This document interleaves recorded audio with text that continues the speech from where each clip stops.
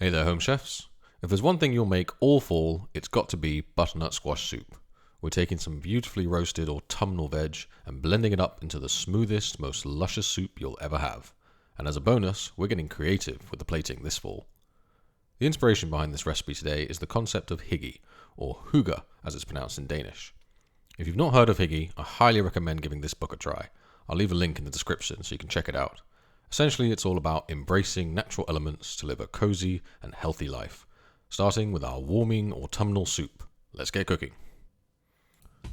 The list of ingredients needed are simple. Every soup can be perfected by three elements: the aromatics, the main flavor, and the liquids. With these three, you can make any number of incredible soups at home, and we can even go a step further by straining after the blending for that touch of luxury. Obviously, the place to start is our main flavor. The butternut squash can be daunting to prepare, but it's actually quite straightforward. It's split into two parts: the bottom, which contains all the seeds, and the top, which is pure flesh. Now, for making butternut squash fondants, I'll use just the top part and slice off the peel. But as we don't need perfect shaped fondants, it's even easier today. We'll be slicing straight through, starting by the root, and bringing the knife down so we get it perfectly in the middle. Perfectly in the middle. Okay, so it wasn't perfect, but I'm not wasting a whole squash to redo that. That wouldn't be very hygge. So we press on, do the same with the other side, and then cut the whole thing so they come apart and we have our two halves. Then we need to clear out the seeds, which you can go around with a knife or simply scoop out with a spoon, clean up the edges, and we have prepared our squash. The reason we're not dicing them is A, to save on work, but also B, so we can roast them and get a nice caramelized crust on a larger surface area. To do this, grab a flat roasting tray and line with baking paper. Place on top our butternut squash halves, and then to help the flesh cook, but mainly because it looks pretty, I'm scoring the squash in a crisscross pattern with a paring knife. Not too deep, but just enough so it looks fancy and our seasoning can settle in. Once that's beautifully done, we can get it ready to roast. I'm also going to roast the garlic at the same time. Ideally, I like to saute the aromatics so it doesn't burn too much, but the garlic flesh is going to be extra delicious when roasted. So chuck that on with the top removed, and then drizzle over some olive oil and a good hit of salt and of pepper. Then it's time for the spices. I'm adding some ground cumin for a bit of earthiness, and paprika for colour and heat. But you experiment a bit. Maybe some rosemary and thyme could work just as well. Once that's on, it's ready for the oven. Let that roast at 200 degrees for around 45 minutes. The result is a beautifully roasted squash, and with that extra flavourful caramelised top that's going to elevate this soup nicely. We can now just scoop out the flesh, no need for peeling, but don't worry if it's a little undercooked as we're cooking it a bit more in the stock anyway. Then, once we have about 800 grams of squash, we can start building the soup. Squeeze out the garlic and dice one whole yellow onion, so we've got our aromatics, and then grab about 500 millilitres of stock and 250 millilitres of cream, and we can move on to the hob. Heat up a deep pan, preferably a Dutch oven, and add in some butter. We're going to saute the onions on a low heat so we don't brown them too much. Ideally, we want just translucent onions, as they blend better for the overall taste. And that should take about 8 minutes or so. Then, I like to add some nutmeg in early. The grated aroma it releases is honestly incredible. No. Whoops, all good.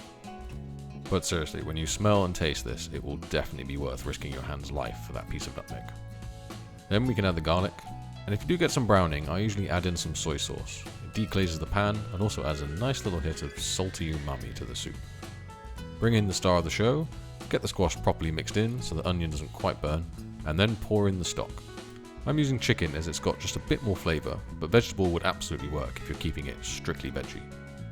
At this stage, it is honestly already going to be delicious, but we are home chefs, so let's go for even more delicious by pouring in the cream. This will bring a richness and creaminess to the soup that makes it restaurant quality. It's that good. You could almost say it's super. See what I did there? Clever, right? Anywho, let that come up to a simmer and then it's ready to blend. Definitely use a power blender if you can, but we will strain it afterwards, so no dramas if you only have a hand blender.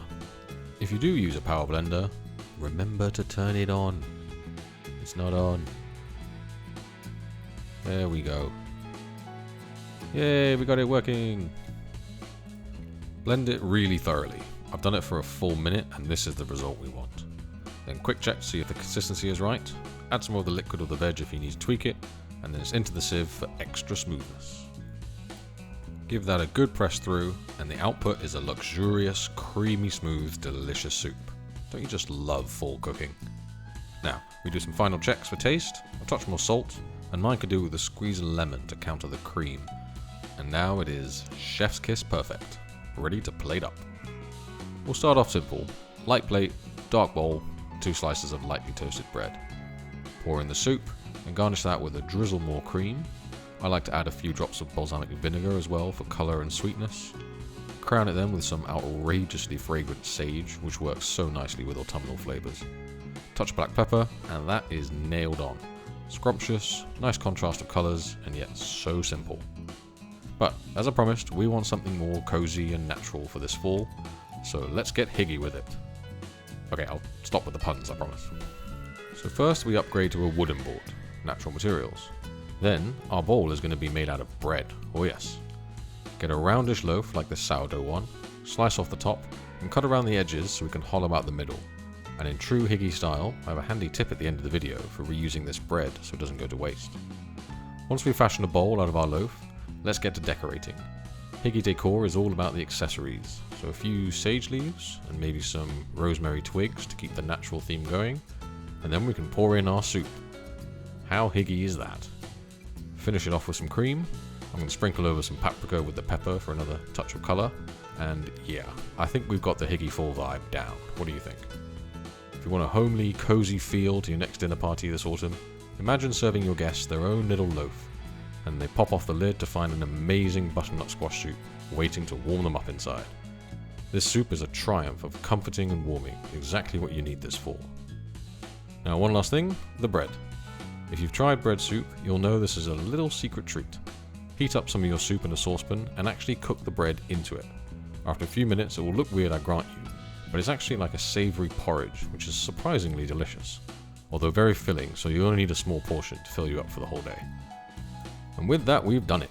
Hygge fall season, Home Chef style.